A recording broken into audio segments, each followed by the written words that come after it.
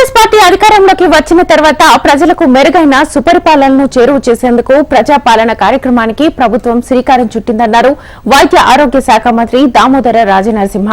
సంగారెడ్డి జిల్లా ఆందోళ్ జోగిపేట మున్సిపల్ పరిధిలోని పలు వార్డుల్లో ఏర్పాటు చేసిన ప్రజాపాలన కార్యక్రమంలో లబ్దిదారుల నుంచి అభయహస్తం దరఖాస్తులను మంత్రి స్వీకరించారు.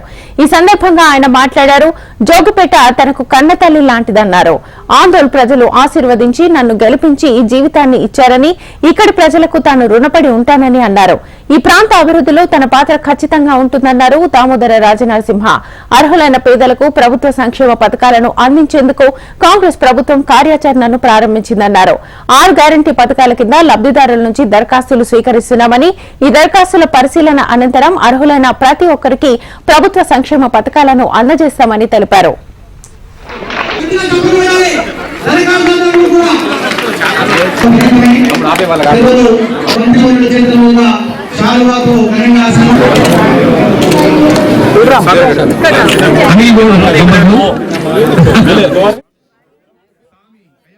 ప్రభుత్వం దగ్గర రావాలి.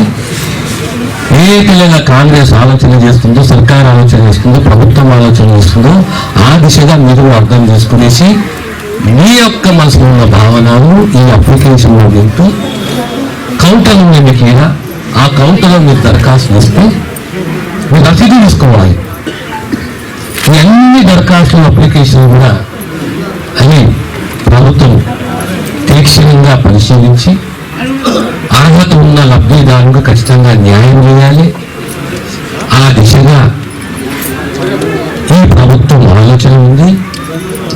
ఆ నేపథ్యంలోనే ఈ ప్రజాపాలన అనే కార్యక్రమం ప్రతి వార్డు, ప్రతి గ్రామము, ప్రతి మండలము, ప్రతి జిల్లా, యావత్ తెలంగాణలో ఈ కార్యక్రమాన్ని ఏర్పాటు చేసి 28వ తేదీ నుంచి 6వ తేదీ వరకు రోజు ఇది నడిపించాలి. ఈ సభ నడవాలి, ప్రతి గ్రామంలో ఈ వ్యవస్థ నడవాలని చెప్పి వారు నిర్ణయం తీసుకున్నాం. కనుక అందులో భాగంగా మీ వార్డులో కూడా ఈ కార్యక్రమాన్ని యంత్రాంగం, ప్రభుత్వ యంత్రాంగం, ప్రభుత్వ అధికారులు మీ దగ్గర రావాలి, మీ దరఖాస్తులు ఇవ్వాలి, మీ దరఖాస్తు ఇవ్వాలి. ఆ తర్వాత ప్రభుత్వం నిర్ణయం చేయాలి అనే ఆలోచన, ఒక గొప్ప ఆలోచన చేసి రేవంత్ రెడ్డి గారి నాయకత్వంలో ఈ కార్యక్రమం చేస్తున్నాం.